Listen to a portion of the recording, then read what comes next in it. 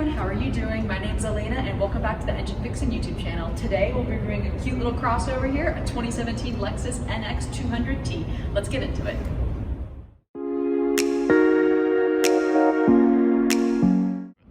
Alright guys, starting off with the 2017 Lexus NX200t, let's begin with trim level and prices. So this one is really standard. It's a very standard trim level.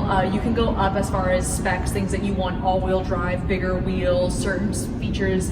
This one here is very standard. It's coming with just a simple front-wheel drive, no extras, no extra LED lighting, no upgraded anything. Very standard. This one here is going to be around $31,000 new. They range from $31,000 to $39,000. So that's going to be around the price ranges you're looking at, depending on the trim level that you want. The F Sport's going to be on the high end of that price. Coming around to look at the front end of this car, this is a really angular car, as you can see. Almost a little bit of an Angry Birds look to it. Don't mean that in a negative way at all. I think it's very angular, very out there. Definitely an eye catcher on the road. As you can see, the front end is almost a little bit of a triangular shape. The hood kind of swoops down. It's a very curved, sharply curved grille. You're also going to be getting these LED headlights. The LED headlights are only going to be for your running light, which is going to be kind of this fish hook looking thing running across the bottom of the headlight. That's going to be your daytime running light.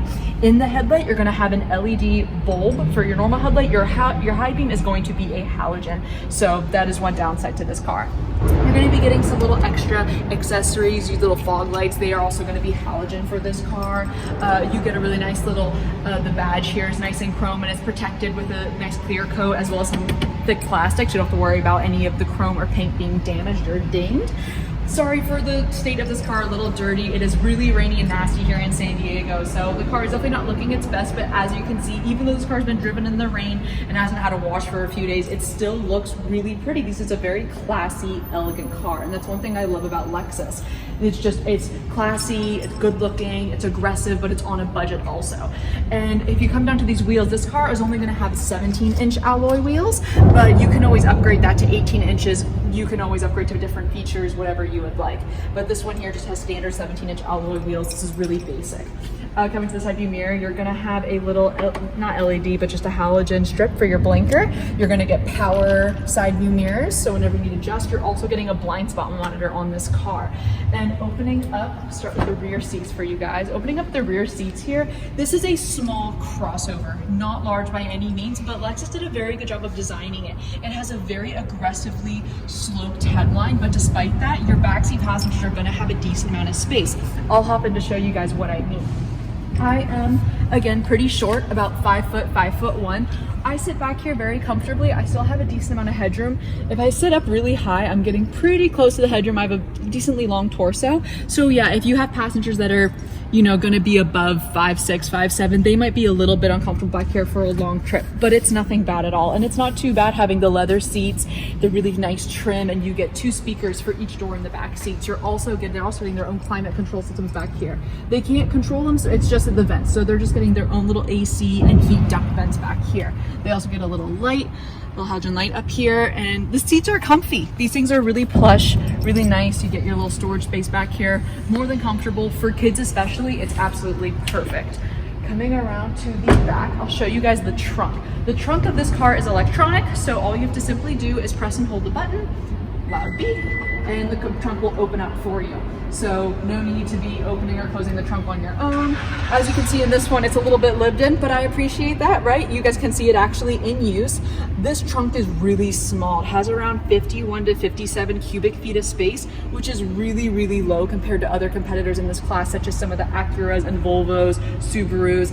It's really, really small, but still not bad. I mean, if you don't have a lot of cargo and you're wanting something sporty, good on gas, it's a great car. So to close it, again, all you do is press the button, loud beep, and the tailgate comes down for you. You will be getting, as you can see here, a backup camera equipped with this car, so whenever you put it in reverse, no worries about ramming your car into a pole, because this is a very angular car, a little bit hard to know where you are when you're driving. So you have a camera, and a little rear windshield wiper, you get your third brake light, and attached to the third brake light is going to be a nice cute little spoiler for some aggressive styling. I really love the taillights on this car. You get an LED running taillight, so that's really nice in the dark. I think the car just looks really aggressive, especially with the black trim. I I appreciate that Lexus made the black trim move. A lot of people do chrome trim, and I am not a fan of chrome trim. Love that they added the aggressive black chrome styling and also included a little bit of reflectors here in the side of the taillight. Overall, really, really nice looking car. Really enjoy the styling of it. It's practical, functional, yet at the same time, it's an attractive looking car. You don't have to worry about showing up in a mom mobile. This is not your typical soccer mom car. It's functional, but also very nice and stylish. You can pull up to any business meeting looking on point in this car. Opening up the front seat, your passenger is going to have power sliding seats. All you do, simply press, you're gonna have forward and back, and you're gonna have a up and down in the front. That's about it. And you also get the standard, obviously, your back is gonna go up and down as well, but you don't get a full 12 way. It's just pretty basic, but still they do have a power adjusted seat. They're gonna get lots of nice little chrome trims and accents in the car. You get some faux carbon fiber. You're gonna have a really nice little cluster in the middle. Your dashboard's pretty nice. I like the screen. The way it's designed, I'm a fan of. I like the way it is, but I will show you guys one thing I am not a fan of, and that is the way that you interact with the screen. That is one big downfall to this car. And I'll actually show you guys that right now. So I'll come around to the driver's seat for you guys, and I'll show you how the infotainment system works in this car. Lexus had a good idea when they did it. I definitely appreciate it, but I don't think it was executed very well. So I'll show you guys how it works sitting in the car. It's a decent amount of space. You feel like you sit up decently high. I don't feel like I'm in a big, obviously, 4Runner or large SUV. You feel like you're in a sporty crossover, which is exactly what it is. But I think that the shape of it, I appreciate a lot more than more of a wagon-shaped crossover. This is more SUV, but smaller, more compact. So it's not too bad at all. You get a start-stop button on this car that's gonna be standard across all trim levels. You're gonna be getting parking sensors, your blind spot monitor, as said before, your automatic trunk, and you're gonna get some lane departure warnings. Starting up the vehicle, and that really quiet engine. We gotta love Lexus for that. Toyota did a really good job making a very quiet engine. The engine in this car is going to be a turbocharged inline 4, producing 235 horsepower and 258 pound-feet of torque. And that will be paired to a 6-speed automatic transmission. Very smooth, really quiet, and pretty peppy too, for considering how small of an engine it is. Really good gas mileage. You're not going to be getting a typical V6 that most companies will be putting in their SUVs, the small inline 4, but you're not suffering in speed and peppiness. This car is right on it. So showing you guys how some of the tech works in this car. You get a pretty standard gauge cluster, nothing electronic other than the middle gauge cluster, but your speedometer and tachometer are all going to be typical. Going through and changing through the modes. It's just going through tire pressure. You can get your little compass. You can look at your radio or Bluetooth. This car is equipped with Bluetooth. Unfortunately, no Apple CarPlay or Android Audio. So that is going to be one downfall to this car. You're also going to be getting any alerts or service warnings. Your car will show you right there on the gauge cluster. Coming to the middle of this car, you see you have really nice little AC vents. I think it could have been done a little bit better. The interior of this car is slightly awkward. It kind of resembles to me a cockpit. There's a ton of buttons, as you can see. You got a lot of buttons all really close, and I think when you're driving it's a bit distracting. You know, you're not sure if you're turning it off, if you're turning it down or up, if you're putting it on the auto or a heater. It's a little bit overwhelming. So I think Lexus should have used this space down here a little bit better to make it flow and not be so button heavy up here in the top. And I do appreciate the slope. I like that they gave some design and some, you know, it's dynamic. I like the interior of this car. It's really intuitive, except for the buttons being super close together, but it's simple. I can't stand going through screens to get to everything. So I like that they gave you buttons, physical buttons to push. This car is going to become equipped with both a seat heater and seat cooler. So that's nice. In the summer months, you don't have to struggle. And especially with a black leather seat car, your thighs won't be sticking to that leather. You just simply turn that on and you will be going cool. And you also have 3 levels. So you can adjust it. And then in the heat, same thing. You're gonna have 3 levels, and that's for both driver and passenger. You also get a little alert whether your airbag's gonna be on or off for passenger. This car's a 2017, so it has a little CD. I doubt any of you will be using that or find it necessary. The shifter's pretty typical. If you guys have ever driven a Toyota, it's gonna be same shifter as a Toyota. You kind of go up and over. You got a little manual mode. So it's definitely pretty standard. If you have a Toyota, it's super similar shifter. You also get a little sport mode, a normal, and an eco mode. It's different than a typical dial, so it actually doesn't turn fully. You just kind of turn it once and it goes into sport.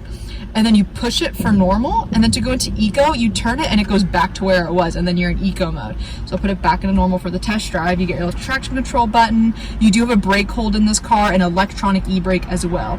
Your AC is going to be fully automatic, so you won't have to worry about that at all. You get a really nice clock. I think it's a nice feature for this car. Your clock is, you know, having a physical clock is pretty. I think it adds a little bit of class to the car. But now I do want to get to the part that I really don't like about this car, and that is not the screen, but how you interact with the screen. So the screen is totally fine, high quality, sensitive.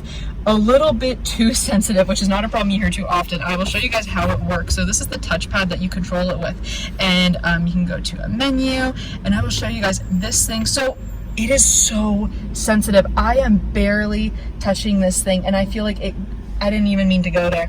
It is extremely sensitive, and it tries to give you direction by vibrating whenever you move it, but I think it's extremely distracting and way too sensitive. If I were driving, I think this is a major crash hazard. It is super difficult to use, and especially when you're in navigation.